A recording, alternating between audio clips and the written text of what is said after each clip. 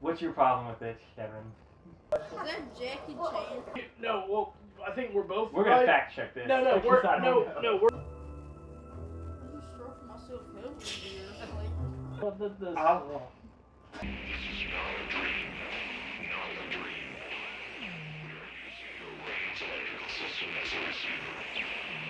We are unable to transmit through conscious neural interference.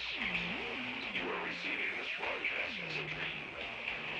We are transmitting from year 19. So Prince of Darkness. So again, David and I had seen Prince of Darkness, and Kevin and Alita hadn't. Personally, I love Prince of Darkness. It's one of my favorites. And I guess David feels the same way. So really, I guess we want to know what you two thought about it, and then we'll talk, of course. I'm shocked that's a John Carpenter movie because I even went and looked it up. I wanted to see exactly where in his film timeline this thing fell in, and I was like, he did these awesome movies. He did all these awesome movies before this movie, and then this movie was like terrible. I'm sorry, this movie was terrible. Like, it had good production values, the actors were good. I don't think he like thought it through when he was writing the script. I don't think he did. I think that like none of it really made sense. Like, he made every single thing seem like, oh, this is it. This is the super important thing. You need to pay attention to this thing. And it's gone. Here's the next super important thing. You need to pay attention, and it's gone.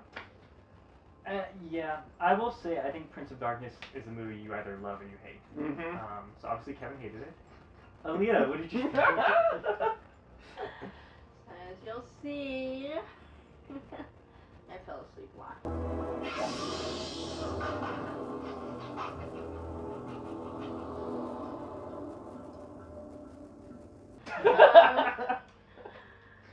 One, it was late, I was so tired, and two, I was really confused, so I really could not keep up. So I kind of just gave up. It is. It's a confusing movie. It's a very dense movie. Yes. There's a lot going on. There's a lot of science speak. They're talking about quantum physics and. But none of it matters. No, none of It's- it matters. But It I mean, felt more it- sci-fi, it and I does, think that's what but- turned me well, away. and that's the thing. It's a combination of like religion and like science fiction. Well, it's not even that. Like, it's like they didn't. They try to explain all the supernatural stuff through science. Well, not even that. Like, if you go all the way back to like when it's just like before the professor even meets the priest, and he's just in class like teaching, and he's like, it's about physics, and then you're like, oh, it's a physics class, but it's also quantum physics. Okay, so is it physics or quantum physics? But no, it's none of those because it's more than that. Cause precedes effect. Fruit rots, water flows downstream.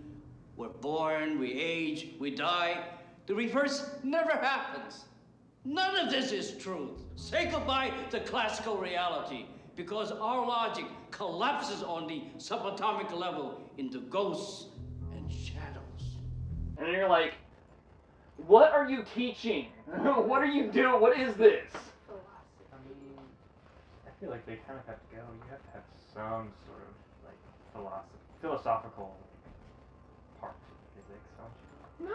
No! Okay. That's not how physics works! Well, I mean, Physics is numbers. That's well, it. The thing of it is, though, a lot of what the plot had to deal with, and what John Carpenter spent a lot of time researching, what wasn't so much quantum physics so much as it was theoretical physics. Yeah. Even theoretical physics is Well, they math. talk because they It's equate possible math. because they It's equate alleged. science to God.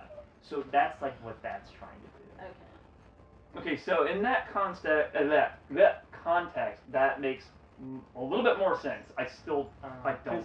Because there's the scene where the priest and the professor are talking. Mhm. Suppose there is a universal mind controlling everything, a God willing the behavior of every subatomic particle.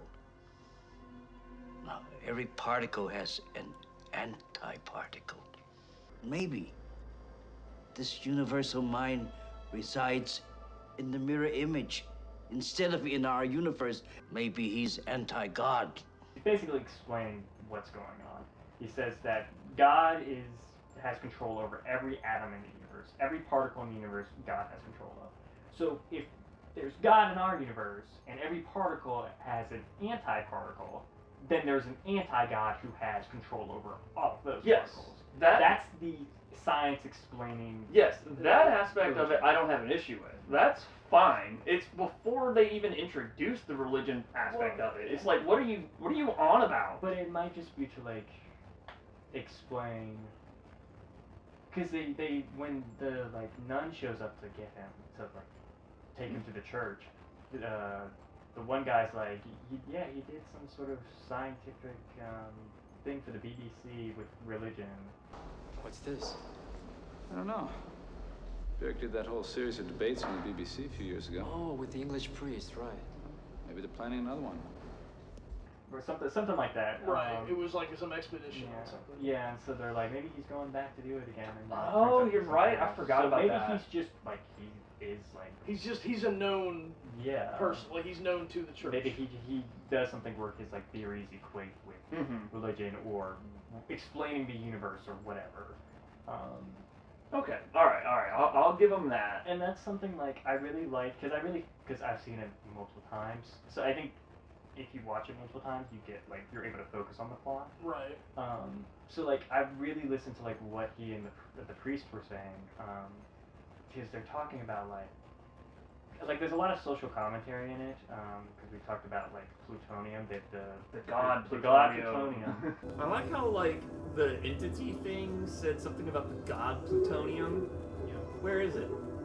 Because that was the very first mention of it. Nobody knows what the god plutonium is. So basically, so all right, like how we split the atom. Why does he call it the god plutonium? Because it's like. Okay, so basically, society, even in the 80s, majority of which embrace science over religion, right? So basically, summing up like scientific discovery, like splitting up the atom, plutonium, big part of that. It's social commentary. Yes. Don't roll your eyes at me. Oh. Get ready to pull me back. It was a different. Stop.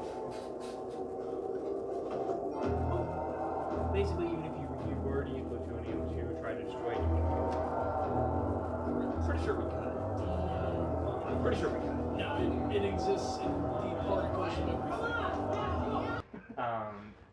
But he's talking about like how they like hid the secret from the world in order to essentially control it. We had a responsibility to warn the rest of the world. Only the corrupt are listened to now. They tell us what we want to hear. We believe it to be divine light. I thought that was very interesting and like very deep. And you kind of get lost because Donald Pleasance is kind of talky and like looks crazy, so you kind of lose it. But like I was really listening to what he was saying, and it was very interesting in like that world being like, what if they evil was an actual like thing that was contained, like it was this substance, and this whatever you want to call it, cult or religion, that basically used it as and said, well, it's inside all of us in order to control the world. That's very interesting. Apparently a decision was made to characterize pure evil as a spiritual force, evil within the darkness in the hearts of men. That was more convenient. In that way, man remained at the center of things. And it's not really explored outside of that scene. I think it's just meant to like make you think, what is religion? And can you trust what people are telling you? Spoiler alert, the answer is no. So we haven't really talked about the swirling green liquid. Yes. It reminds me of like the first thing I thought of when I saw it was like, hey, somebody took like the stuff that's in a lava lamp and like just swirled it around. That's what it looked like. It looked like a lava lamp, like a really big lava lamp just swirling around. I mean, I did say it looked like Mountain Dew. So. Yeah, well. Atmosphere. What is it? I don't know. It keeps speaking to us, but we don't understand. It keeps saying, "Own the Megazord." It's a giant case of Mountain Dew. No, it keeps asking. Baja Blast? Yeah, it keeps asking us for something called taco. And I don't know if we want to discuss this, but I did make a note in here somewhere. This was it. So the very first lady that got possessed by the swirly green liquid.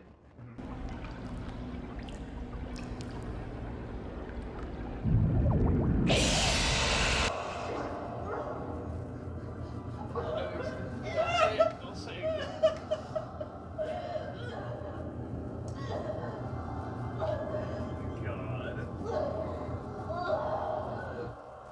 Yeah, that'd be my reaction too. Yes. What about it, Kevin? What about it? It looks like she just got peed on. And she opened her mouth, just let that in. Just totally, All Oh yeah, all of films- those were weird. Yes! That just brought back all the memories. I'm not into that. This would be the perfect moment. No means no.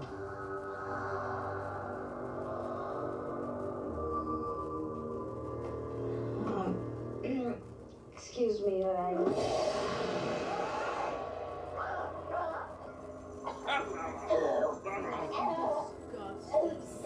I told you it gets worse.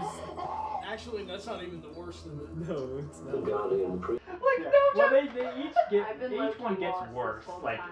Yes! And then like the one professor, like the one student guy, like they just deep throat him. Like you might have been asleep for that. Yeah. Oh yeah. So there's one like a really tall guy. The really tall guy. He like they get him on the ground. Yeah. One of them's pinned it down. The other one's just like ah, and Oh, just yeah. like yeah, deep throats. Yeah, and you like hear it going. Oh, yeah, You hear it going slurp, slurp, slurp. Yeah, oh yeah. Oh yeah. She basically like projectile vomiting into his mouth. We're gonna cut to her and she's Yes. moving. She's moving. Cut No, to it I now. really. Oh no, it's worse than the thing.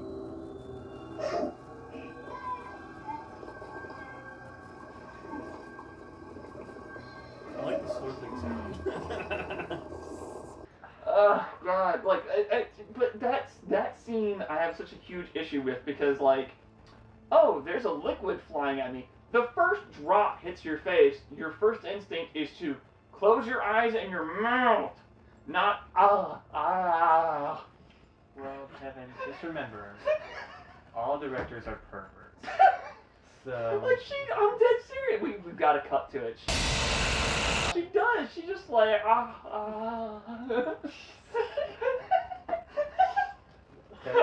this sorry. is not OnlyFans. Please control yourself. It really bothered me. I was just like, what is this? What am I watching? Why you do it perfectly though? Well, the If you didn't make the noise, it would be less funny. Yeah, why don't you do it without the noise? No, it's super funny. That's what she does!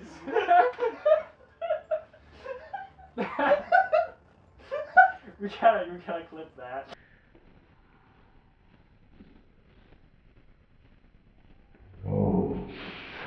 John Carpenter, what did you use for inspiration? You know what it was? He was checking to see. Checking to see what? Stop it. He got it. He got it. Kevin's a pervert. Shut up. And so is John Carpenter. But My God. It's okay, I still like your movies. Kevin wants to be We're editing all of this out. Kevin Oh wants my to be God. like John Carpenter when No. he grows up. Oh, we're putting your I mean, No. I mean, there are worse things to be. Oh my God. The dude literally just smokes weed and play games all day, so. Anyways. Did you just say you smoke weed? No. that would be great. right. That'd be the best job ever. No, that's literally what John Carpenter does every single day now. Well, he's like a multi-millionaire. He can do that. Yes. I would too for Jake.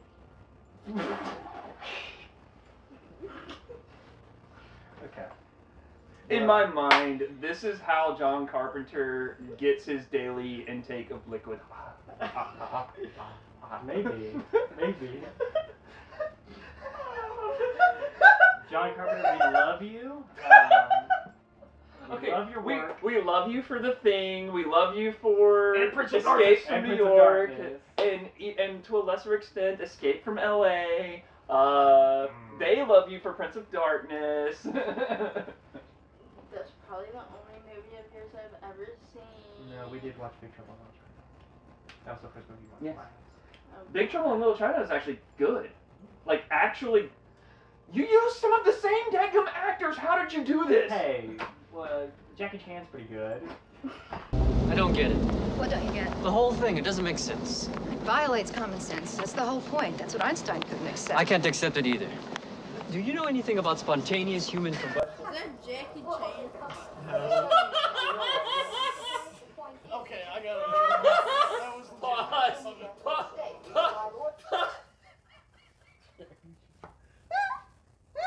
This will be a spotlight moment.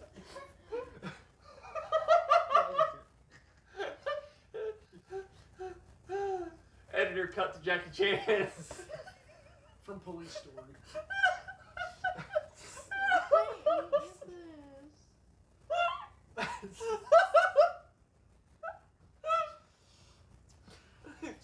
Look, he's got all the best lines. I really can't believe this is happening. I had a date tonight with this beautiful young trial attorney from Century City. Where were you taking him? Please, it isn't funny. With those kinds of problems, I say let them stand there if they want to. I used to break out when I was 12. Doctor said it was homosexual panic. Something like this can really fuck up your weekend. Anyone ever tell you that you could pass for Asian? Look, am I crazy or are we stroking ourselves heavily here? Thank you for taking the time to share your thoughts.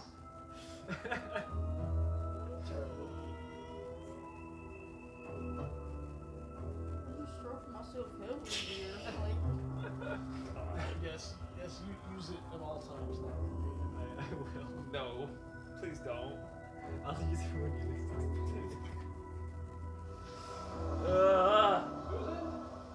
Come on, man, I was asleep. If I don't come back, you can have my Porsche. No way, a building this size? I say we launch the fucker into space. Normally, I love being dominated by women. Lisa, I'm sorry about what I said before. You don't look Asian at all. Well, that's a relative thing right now, but yeah. Oh, great. I'll tell you what, I'll hang out here anyway. It was a different time. That's your answer for everything. You will come to know. David, come up with some new material, please. All right. A Jewish mother goes to the airport to meet her daughter. The daughter steps off the plane with an 8-foot-tall Zulu warrior with a bone through his nose. The mother screams, "You fool! I said a rich doctor!" I have to go to the bathroom. Holy shit! Get me out of here! Help me! Help me get out of here! They're gonna kill me! I don't want to die! Help me! Help! Oh, God! Help! Help me! Oh! David mentioned it in the movie during the viewing. Like this has some of the best lines of any movie ever made. I think arguably this has like some of the best like dialogue of any John Carpenter film. Maybe just of all time, honestly. Oh yeah, it's up there. Some things aren't changed by quantum physics, though. Such as? Well, for instance, every theoretical physicist I know wonders why it is that no one who looks like you ever seems to settle down in our end of the building. That's not true, and that's an extremely sexist thing to say. Confirmed sexist and proud of it. That's crazy Hey. line. It was a different time. Just joking. You're out of your minds. This is a joke. This is caca. Did you you seriously just say caca? It was a different time. Caca, pee pee, poo poo.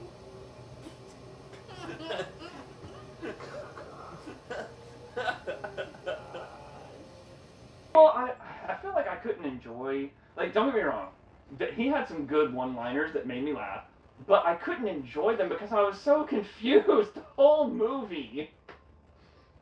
I was asleep the whole movie. It's a, well, the plot's not too complicated. It's complicated when you get into like explaining everything. But the basic plot is they go to the church to do tests on the substance. Yes. And then it comes alive and starts Yes, possessing. like, I understand the plot. It was like all the little details. Like, the details made no sense. Okay, so we'll just say this. If you want to watch it multiple times. Don't just watch it once. Yeah. Like, definitely watch it more than once. And it is perfectly fine if you don't like it. Like, yes, you know, that's the beauty of film and art. Is Well, that it's all subjective. Yeah. I just hated how they kept, like, they would make a plot device and then just discard it almost immediately. Well, another way to look at it, though, Kevin, is it's not so much they were discarding it so much as, like, you look at how they were coming to this, like, this is an unexplained phenomenon, let's look at it. Yes. And they're going to use, you know, all their established scientific methods, right? They're going to use all their equipment. They're going to use, like, everything that they have been taught and what they know based on experience, based on school, whatever. And it's kind of interesting because, on one hand, it's like science is the answer to all of this. You know, it just not in the way they expect. But in the other hand, like, it's like all these things that they're doing and all the equipment they're using, it's like it doesn't work. As you're saying, like, it just abruptly, like, stops or something happens. It starts malfunctioning. Well, not even that. Like, the thing that really bothered me was, like, there's this book, and they've got to translate the book. And I'm like, okay, cool. The answer to all the problems is in the book. No, the answer to the problems are not in the book. But then there's the book's just to like explain. Right, it gives them backstory. Right, gives them more but there's a hidden equation in the book. Correct. Well, I think that's just saying like this thing knows everything. Because what she says is these are equations that are beyond me. I can't decipher these. Right. I don't know what these mean. Right. How can you keep working like this? It's 3:30. No wonder I'm so tired. I keep getting these figures in the computer, but they're not making any sense. I stopped making sense about 15 minutes ago. No, I mean, these equations are beyond me now. They're like another language. Basically saying because they're quadrilateral equations that are predate like 7,000 BC, so like back in a time when we would not have had them. Catherine's entering these equations upstairs. They're translated from Latin, Differential equations? from a book written 2,000 years ago. We hadn't invented differential equations. Right. So it's supposed to be like this thing knows everything about the universe. It is so far advanced that we Okay. comprehend it. So, in that context, I might give it a higher score than I was gonna. But at the time, I didn't like. I was just like in my mind. I'm like, okay, are you doing something with the equation? What are we doing? Like, I what think is all it's just, this? yeah, I think it's like David said. Like, it's just supposed to be like it's supposed to show like how in the dark they are. But they don't really know what's going on. And I will say that like it's definitely a slow burn on like the horror. Like I kind of forgot that, and I was like, oh wow, like nothing really starts happening until halfway through the movie. Oh yeah. But once it starts happening, like it doesn't stop. Like it doesn't let up. Yes. Once it finally after he possesses that first girl, that's when everything starts to spiral. Yeah. Well, even before that, when the one guy gets killed in the alley. I love this scene so much.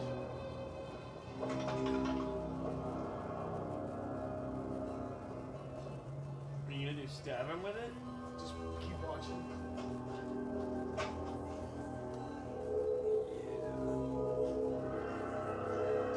That's not bad at all.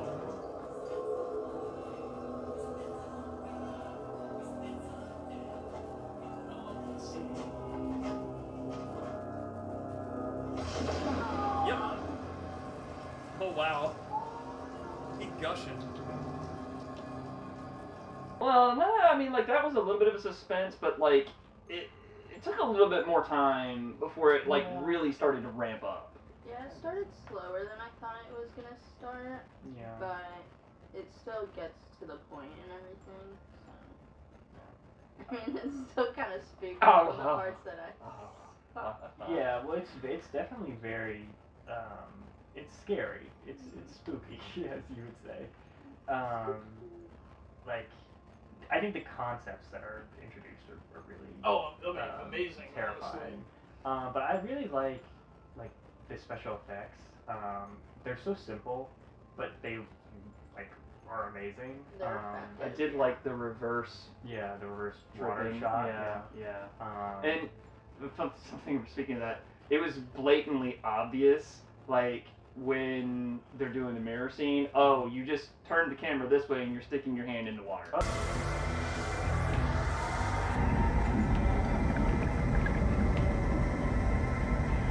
Oh yeah. It was like blatantly obvious. It's so simple, but it's so. It awesome. works. It works. Yeah. And like the little like makeup that they use, which is really just for the one girl that gets impregnated. Yeah.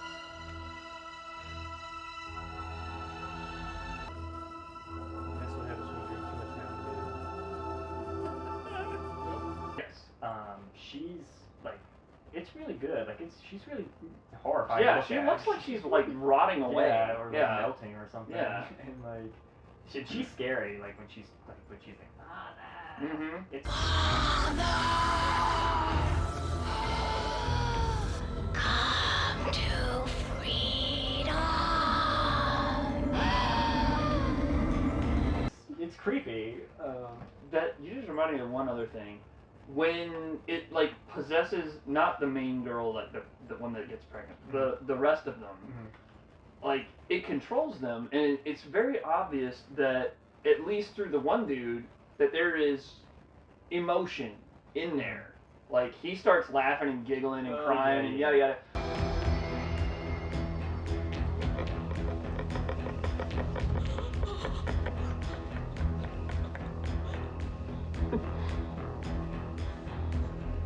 The rest of them are just deadpan. Right. Well, if you notice, I think the rest of them, or most of them, they were actually dead. Well, like, their bodies died, right? I noticed this and I forgot to mention it. He's wearing a cross. I'm Calder, microbiology. Brian Marsh. Correct.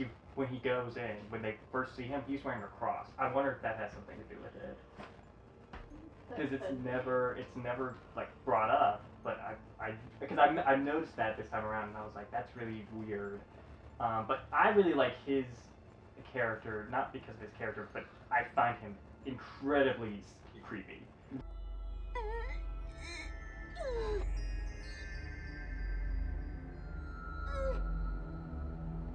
Yes, he's just kind of like, well, when he's coming up the stairs and he's singing Amazing Grace. Yes. That's so fucking scary.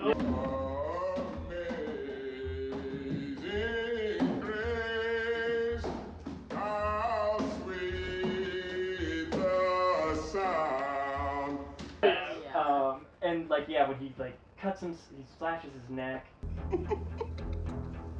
Oh no!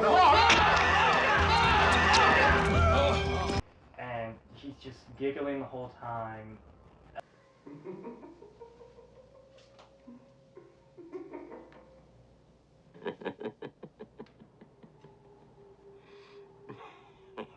And that guy, I thought he was like in more stuff, but he's not, because he's a fantastic actor. But yeah, he's always like creeps me out when I watch it.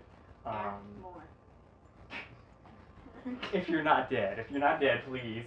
If you're not dead, But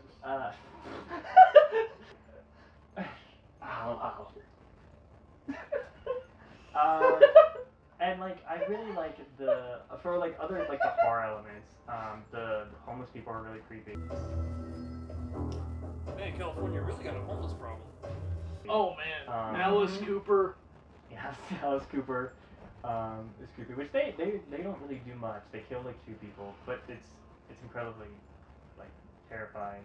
The stuff with the bugs, I know that creeped you out. Yeah.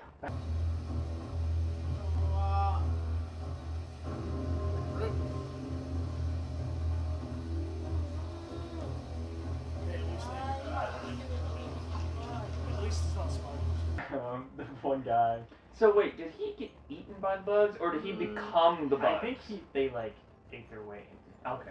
And then like he like fell apart because there was like nothing there. But yeah, that scene's really creepy. I've got a message for you, and you're not going to like it. Look at his chest. Hey, cats, they're stuck. Ready for death.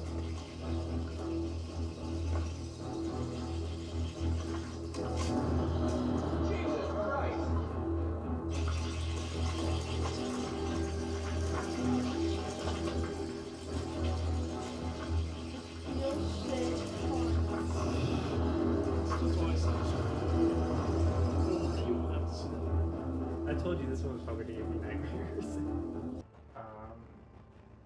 And like the scene where like the one homeless lady like approaches the priest and she's like talking really weird. Thank you for opening the church. She's like, thank you for opening the church. It's so wonderful what you're doing, Father. Opening the church again. Hey, lady from Home Alone 2. Oh yeah. Yeah, that was one thing I It's noticed like, that was really cool was like the cool audio mixing Yeah. with like the possessed or the homeless. Yeah, she's like, and Donald Pleasance is like he's caught off guard, but like he doesn't really think anything too weird of it. He's like, I mean, you know, it's homeless people. I mean, in LA. it's California, you know, that's just normal. That's kind of like the biggest place that none of them are like really weirded out by like the fact that they're all surrounded. It's part of their everyday. I'm sure it is. Yeah, it's just odd. I really like the dream sequence. Not a dream. We are using your brain's electrical system as a receiver. We are unable to transmit through conscious neural interference. You are receiving this broadcast as a dream. Oh yeah, that was awesome. That's probably like one of my favorite parts of the film. What's your problem with it, Kevin? It's another plot device that they just discard. What do you mean? So they're like, oh, like they're all start sharing this dream, right? Mm-hmm. And again, they make it seem like, oh, this is super big, super important. It's a message from the future, but they always wake up before they get to hear what the message is. And it turns out we didn't need the message because we're just gonna shove the thing through the mirror and it's gonna be fine. Yeah, but if you remember But the at the very end- last scene, It's basically the whole dream sequence is a setup in case he did a sequel. Is basically what it is. no, sequel was never intended because it's part of the Apocalypse trilogy, meaning that every film ends in an ambiguous way, but on the negative side. Like the expectation being that like they didn't do anything. Yeah, it's meant to be up for interpretation on whether or not you think they actually stopped it from happening. But the emphasis being on probably not. Which is why he has the dream at the end because of this. I don't know. What do you think? Just end the movies. Okay. Anyways, David and I really liked it. Sorry, I grew just think- up hearing begin your story, have a middle plot, and end it. Well, that's fair. Like that's just like what I always grew up hearing. Like I think that's what I mainly watch anyway on my own. So. Probably. I really like it. I think it's such a cool like way of doing it because it's shot on like VHS, so it's like it's all like messed up. You can't really hear what the guy's saying, but like if you listen to what he's saying, he's like, we're broadcasting from the future. Yes. From the year 1999. Yeah. Which that's dated because obviously the year 2024, so They don't know that. Yeah. We're This in the is year- 1998. I wish you What is that face? Those do That not was scream you doing blue 1998. steel. What? I don't know. I don't My know. hair also does not scream 1998. Are you okay? You don't have that Farrah Fawcett hair? This is 2030. Alright. 2030. Anyway, I've always found dream sequence to be very, very cool, very unique. Because I've never seen anybody else do it, and I always like precognitive stuff. So, Not a lot of people do the dream sequence things, especially in a movie. You would more see it maybe in like a TV show, but not in a movie. Unless you're doing Inception. I mean, a dream sequence within a dream sequence within a dream sequence. I think you're missing one within. And like, because it's John Carpenter, like the atmosphere, it's so atmospheric. I was about to say like that, but man, we got to talk about the synth, the dope synth soundtrack. The score for the film. Honestly, it's my favorite John Carpenter score. Yes. It may be one of my favorite movie scores of all time. Because it's so atmospheric. I love like the opening credits, just for the music.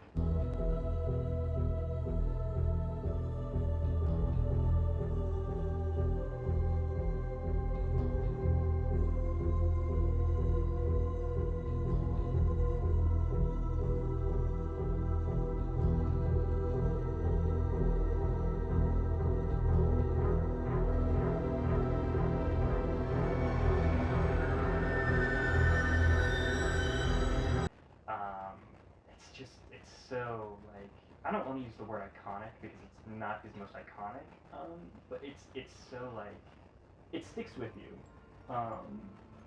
especially at the end. Memorable? Yes, memorable. That's a good word. But I mean, I've always loved it since I watched it. I'd love to have it on vinyl if you can even get it on vinyl. But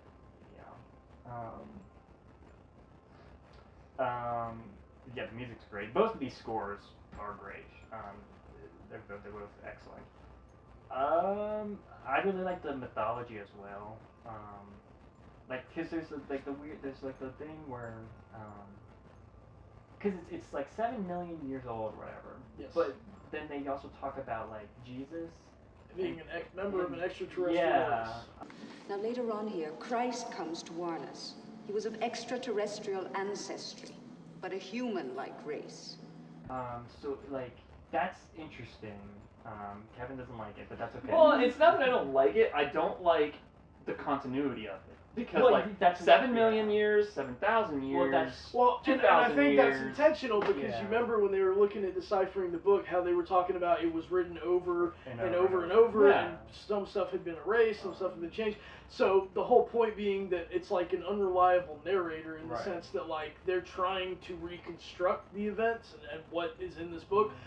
But because of that, it's like we don't even know how accurate that is. Like, and so you have that mystery to it. Yeah, because I find it very interesting because it's like, okay, well, if Jesus was an alien who was like, what does he really have to do with that? Why was he sent to Earth if not to defeat the devil? Well, apparently, according to the book, he wasn't able, you can't kill it, you can only contain it. Right, and they talk about how like the reason that the state killed Jesus wasn't because we think he's the Messiah or whatever, or he's opposing the church or the state. No, it was like he was trying to basically tell people the truth, the scientific explanation. But obviously in that time that ain't gonna happen. Right. Finally, they determine Christ is crazy, but he's also gaining power, converting a lot of people to his beliefs, so they kill him. But his disciples keep the secret and hide it from civilization until man could develop a science sophisticated enough to prove what Christ was saying. So after that, after he was dead and done and they started Christianity, all them years later, they're like, all right, so the church made this decision. We're not going to tell people what really happened. Right. We're going to make up this stuff about, like Donald Pleasant said, the internal struggle, right? Like evil is not it's not a thing that exists in nature. It's within us, right? And so they come up with this whole, basically they create a religion and a whole control system based on that. Right. But again, it's interesting to think about. I apologize. When she's translating the book, that's really creepy because it's almost like it's talking to her.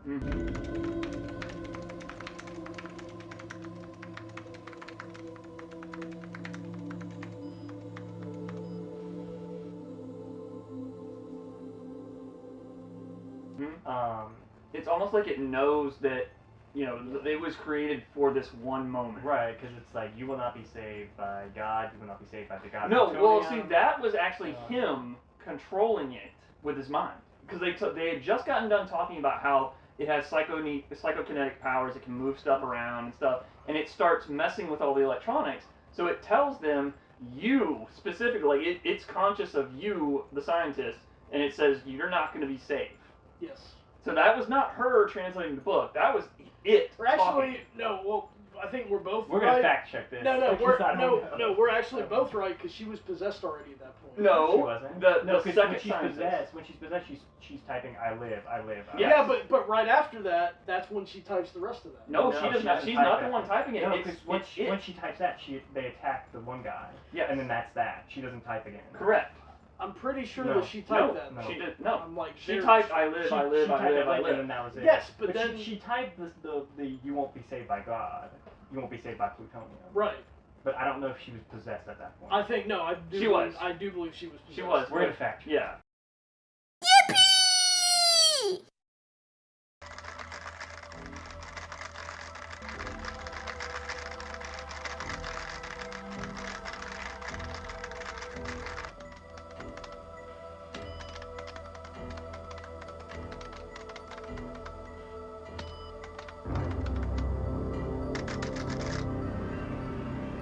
Yeah. Well, I mean, at the very least, we know that he interfered with various technology because, like, he made stuff explode, Yeah. basically. Yes. And that was while he was still green goop, Right. green lava lamp. But like when she's translating the book, whatever it's saying, it's creepy. I think the one thing we haven't talked about is like the characters themselves. Like you mean the scientists and everything. Yeah, because we really only get to know the three of them. We get to know Jackie Chan, and then Mustache, and yes, Mustache, and our lead lady. Yes. What was her name? Oh my God! Are you kidding me? Something. We're gonna put literally everything in front of this. Well, her the actress's name is Lisa, so we'll call her Lisa. Lisa, they're the main, and then of course our professor, Mr. Miyagi. Yes, Mr. Miyagi. We gotta get Mr. Miyagi to help us. I know.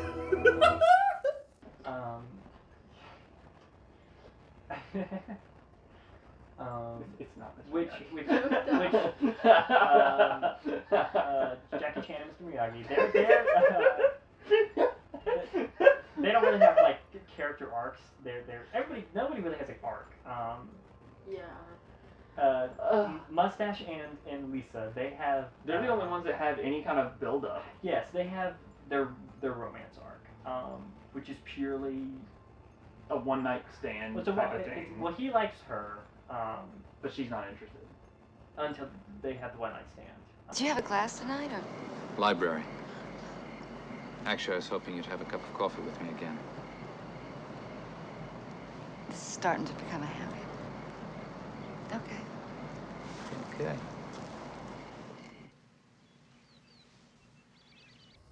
Sexism for the win, guys. That's right. 42 no's and a yes means yes. It was a different time.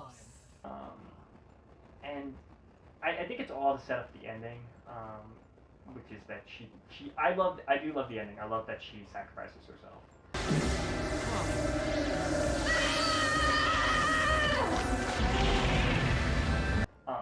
Because I think that's awesome that she does that, and I love that. I also love that effect where she's like drowning. That's a great effect. So it's there to set up that and set up the ending where he sees the end of the vision and it's her. But this is not a dream. You are seeing what is actually occurring. This is a causality violation.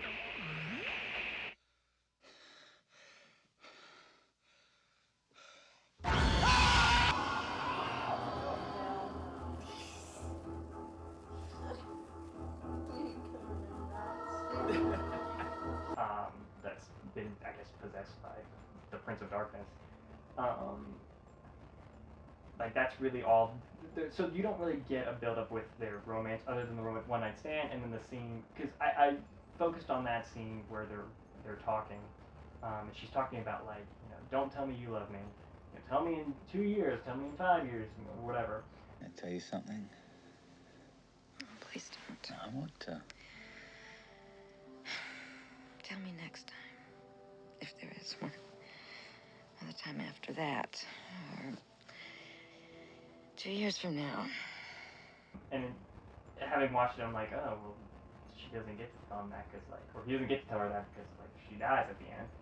But then there's a scene later on where, like, they wrap that up. The other morning you said that you had something to tell me.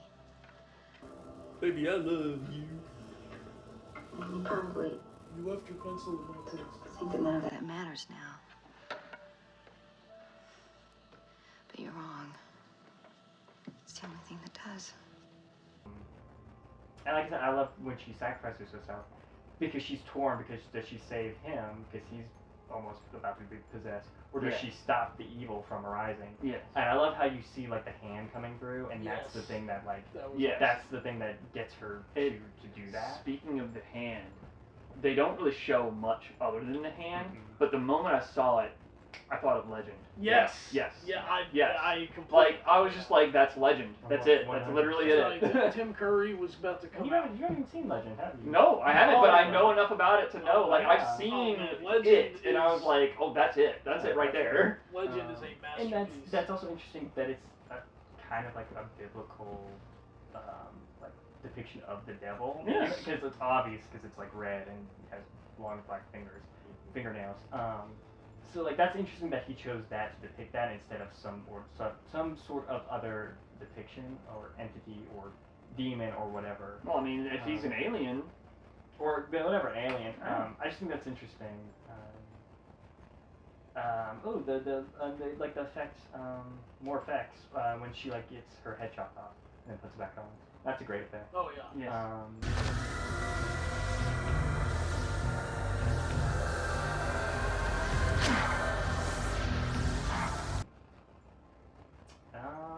Well, she even regrew her arm. Yeah, she regrew her arm. Like she's just like I don't need that arm. I'm just gonna make another one. And like the stuff with the mirror, I love the stuff with the mirrors. Every once in a while, I'll catch an Alita face. Yeah. The stuff with the mirrors is really interesting. That's just a cool idea, and again, a cool like execution with like the effect. But I love the idea of it being like, yeah, it lives in the inside of this mirror world, this mirror dimension,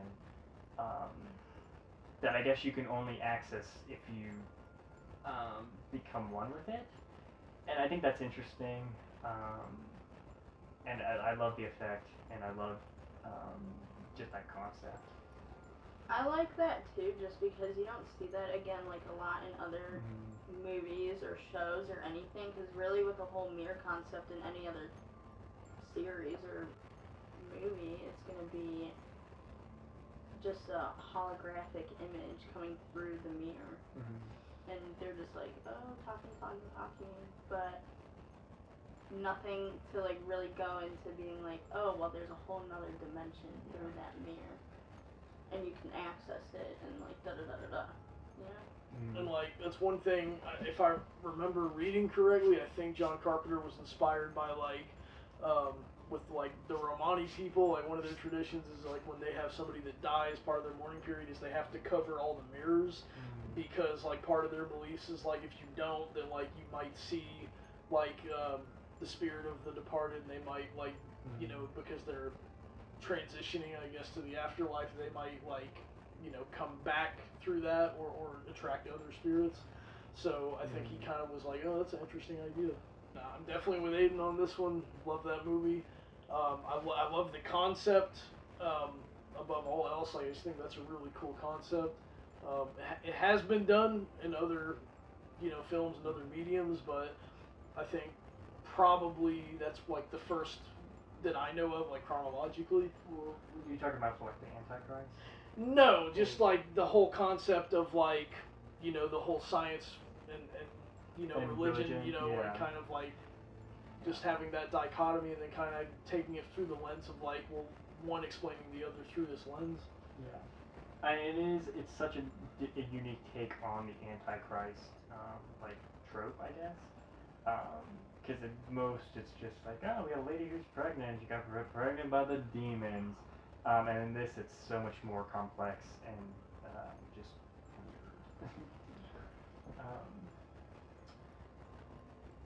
alright, any other cons?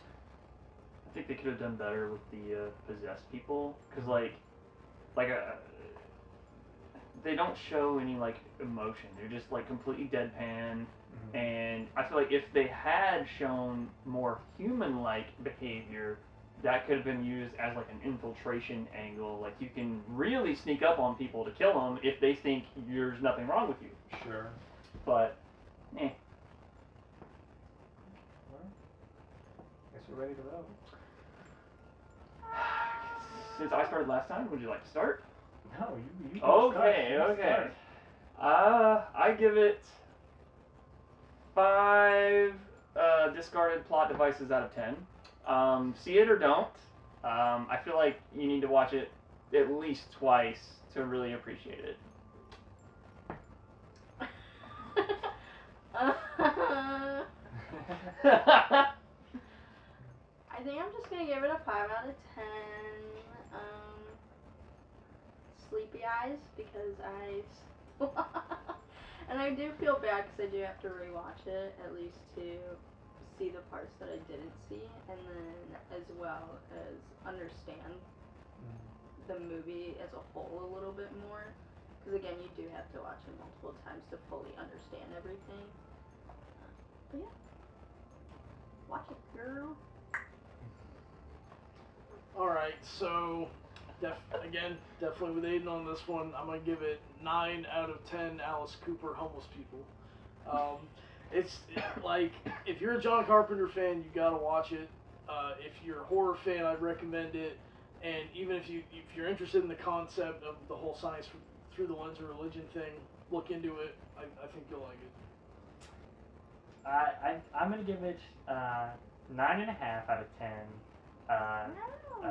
Mirror Demons. I love it. It's my favorite John Carpenter movie. It's maybe my favorite horror movie of all time.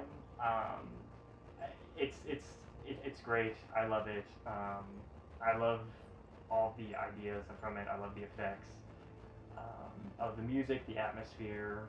I highly recommend it. Even if you watch it and you don't like it, I highly recommend watch it because I think it's worth the watch. So yeah. Alright, so that concludes this episode of Dead End Movie Club. Thank you all for watching. Stay tuned for scenes of the next week's episode.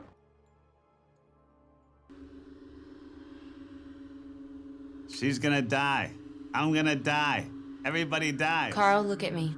You're going to die. You're going to die. You're going to die. Oh, man, your mommy died. Hey. Got a call from the school. Alvarez boys aren't going to class again. Okay, well, why is Donna going over there? I transferred some of your cases. Now Donna has more energy. More energy? And more time. She doesn't have the outside responsibilities you have. She has no kids. She has support at home. Because her husband isn't dead. Stop putting trauma in your movies. Nobody gives a fuck. My husband's dead. My mom's dead. Shut up! And remember, if you want to be a part of the Dead End Movie Club, subscribe. Like, comment, and subscribe. Ah.